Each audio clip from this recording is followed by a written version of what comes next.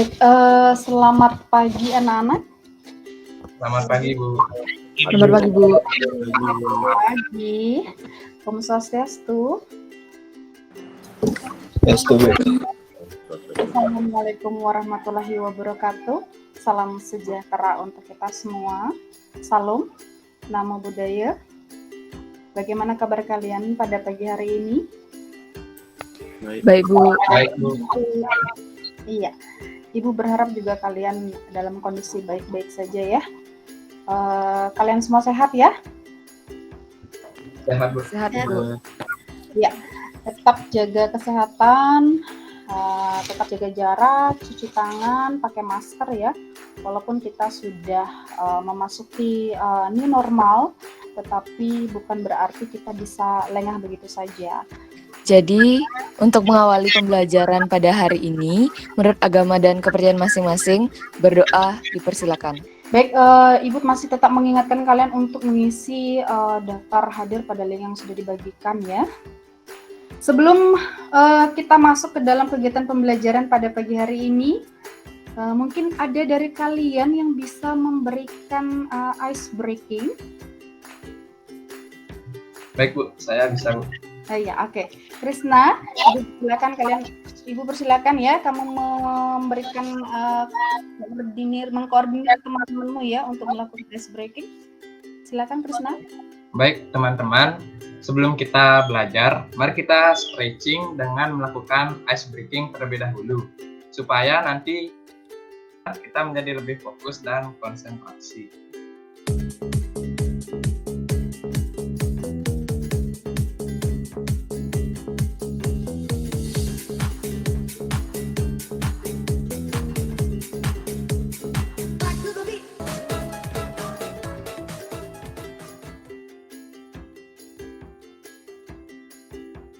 Baik, terima kasih Trisna. Ya, itu ice breaking yang sudah diberikan oleh Krisna ya. Sebelum kita memasuki kegiatan inti pembelajaran, Ibu ingin menanyakan, adakah yang bisa menyampaikan atau mengingat kembali materi pada pertemuan sebelumnya? Ya, Mahesa, ya silakan. Jadi pada pertemuan sebelumnya kita membahas tentang pengertian buku fiksi dan buku non-fiksi. Di sini buku fiksi berasal dari kata fiksi, artinya cerita atau kejadian rekaman, khayalan yang bukan sebenarnya. Ya, betul sekali. Pada pertemuan sebelumnya kita sudah membahas mengenai pengertian dari buku fiksi, kemudian ada buku non-fiksi, kemudian ada unsur-unsur dari buku non-fiksi lagi. Baik anak-anak, nah ini dia ya. Jadi seperti yang sudah disampaikan oleh teman kalian barusan, bahwa pertemuan kita pada pertemuan sebelumnya kita membahas mengenai pengertian dari buku fiksi dan buku non-fiksi, yaitu apa? Kalau buku fiksi itu namanya imajinasi ya. Jadi ada buku fiksi dan ada buku non-fiksi. Non-fiksi berarti itu sifatnya apa? Ilmiah. Ya. Ibu ingin menanyakan satu hal. Berdasarkan kesenangan, hobi kalian, manakah yang lebih kalian senangi? Membaca buku fiksi, buku non-fiksi, atau keduanya? Berikan alasannya. Silakan, ada yang bisa menjawab. Oke, Krisna Nugraha. Dan, ya, Ibu persilakan. Baik, Bu. Terima kasih. Bagi diri saya sendiri, itu saya senang membaca keduanya, yaitu buku fiksi dan non-fiksi. Karena menurut saya, kita sebagai manusia itu harus menyeimbangkan otak kanan dan otak kiri. Maksudnya, kita harus mendapatkan ilmu pengetahuan dengan membaca buku non-fiksi, tetapi juga harus mendapatkan hiburan dengan membaca buku fiksi. Ya. Terima kasih. Baik, terima kasih Krisna, betul sekali. Ya, baik. Pada pagi hari ini kita sudah banyak membahas ya pertemuan sebelumnya, kemudian kalian juga sudah menyampaikan secara faktual, secara realita, kalian lebih senang membaca buku yang mana, apakah fiksi atau non-fiksi. Jadi tujuan pembelajaran kita pada hari ini, karena materi kita adalah mengenai buku non-fiksi ya. Jadi tujuan pembelajaran kita melalui buku non-fiksi yang dibaca, peserta didik mampu menentukan unsur-unsur buku yang dibaca dengan tepat. Nah, ya. Nah, sekarang apa manfaat kedepannya kenapa kalian itu harus mempelajari buku non-fiksi? Nah, ini dia. Inilah manfaatnya. Satu, ya, buku non-fiksi itu adalah buku yang mampu membuat orang lain itu terhibur. Jadi itulah manfaat kita mempelajari buku non-fiksi. Ya. Baik, untuk pagi hari ini ya, Ibu minta kalian cermati materi, kemudian kalian pahami, kalian catat, kalian ajukan pertanyaan, kalian komentari, dan Ibu ingatkan lagi untuk kalian mengerjakan LKPD yang sudah Ibu berikan ya. Kita masuk ke kegiatan pembelajaran pada pagi hari ini. Nah, ini dia. Ini Ibu berikan 2 buah contoh cover, ya, cover sebuah buku non-fiksi, 2 buah ya. Jadi ada dua contoh buku non-fiksi, ya, yang sudah Ibu paparkan di sini. Silakan kalian amati, dan siapa yang bisa memberikan penilaian terhadap buku non-fiksi ini? Oke, Krisna, Ibu persilakan. Ya, Bu. Baik, Bu, apakah share screen-nya sudah terlihat?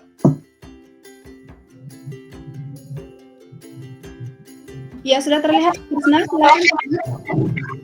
Baik, untuk cover yang pertama bisa kita lihat itu menggunakan gradasi warna ungu dan hitam yang merupakan warna gelap.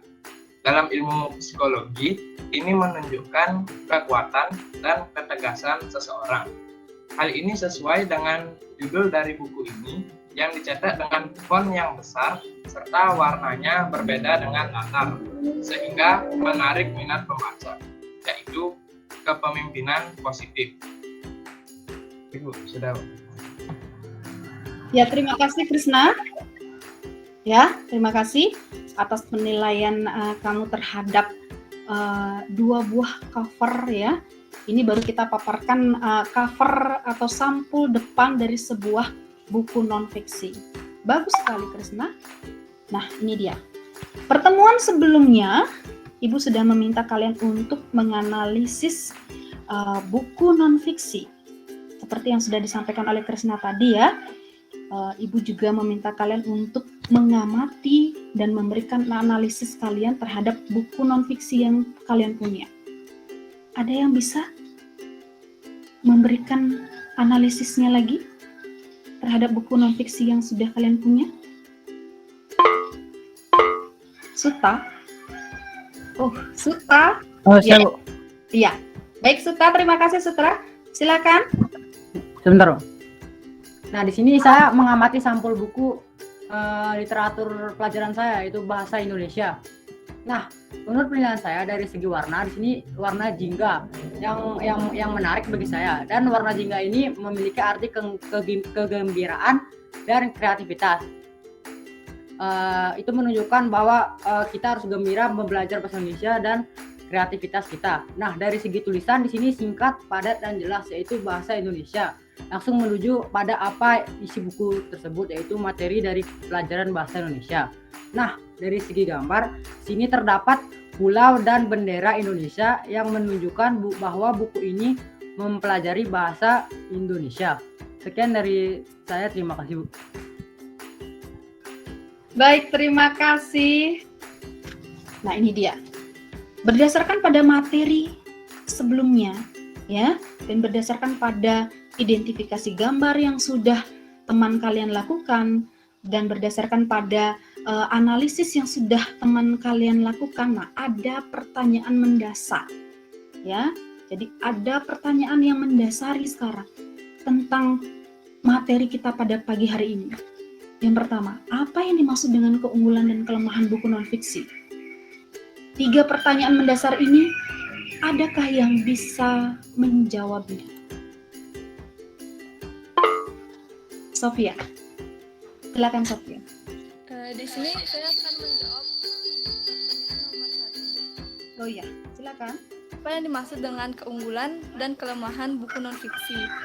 Keunggulan atau kelebihan buku non-fiksi yaitu kelebihan yang ada dalam buku tersebut. Dan keunggulan buku non-fiksi juga untuk meningkatkan ilmu pengetahuan kita. Ya, terima kasih Sophia, benar sekali. Ya, seperti yang sudah Ibu sampaikan tadi bahwa buku non-fiksi itu adalah buku karya ilmiah. Ya, menurut KBBI, ya, Kamus Besar Bahasa Indonesia, buku non-fiksi ini berdasarkan pada kisah nyata dan fakta. Ya, jadi kisah nyata dan fakta. Jadi dia bersifat faktual. Jadi buku non-fiksi adalah buku karya ilmiah yang dituliskan berdasarkan kisah nyata dan faktual yang sebenarnya, bukan hasil dari rekayasa imajinasi. Nah, ini pembedaannya dengan buku fiksi. Terlepas dari isi, ya, ternyata secara umum, ya, kelebihan dari buku non-fiksi itu banyak sekali. Terus yang selanjutnya, secara umum kelebihannya adalah berguna dalam jangka waktu yang lama. Ya, beda dengan buku fiksi yang hanya akan booming ya pada masa itu saja. Setelah itu sudah selesai, akan tergantikan. Ibu ingin tanya, ada yang bisa menjelaskan tidak hal-hal yang perlu diperhatikan, yang perlu bisa dijawab dalam resensi buku non-fiksi ini? Dari tujuan utama penulis hingga manfaat yang didapat. Ada yang bisa menjelaskan ke kita apa maksudnya? Tania. Oke, silakan Tania. Baik, terima kasih atas kesempatannya Bu Guru. Jadi di sini saya akan menjelaskan yang saya ketahui. Yang pertama itu apa tujuan utama penulis. Nah, teman-teman, dalam meresensi buku, hal yang harus kita ketahui selain judul buku, identitas buku, kelebihan, kekurangan, kita juga harus mengetahui tujuan utama penulis ini membuat sebuah buku. Ya, jadi benar sekali apa yang disampaikan oleh teman kalian. Terima kasih Tania, terima kasih Gama ya. Oke, anak-anak. Ya. Silakan kita akan menonton salah satu video ya yang akan Ibu tampilkan pada pembelajaran kita pagi hari ini. Jadi tolong diperhatikan dengan baik ya.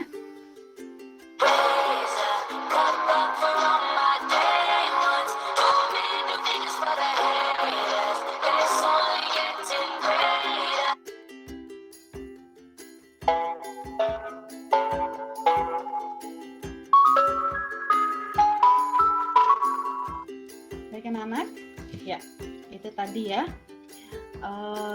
Itu adalah nilai-nilai yang bisa kita petik ya, yang ada pada buku non-fiksi. Baik anak-anak, Ibu ingatkan kembali, sembari kalian mendengarkan analisis temanmu lagi sebentar ya, silakan kalian kerjakan LKPD yang sudah Ibu berikan. Ya, Sri, silakan Sri. Baik Bu, terima kasih. Mohon izin share screen Bu ya. Iya, silakan.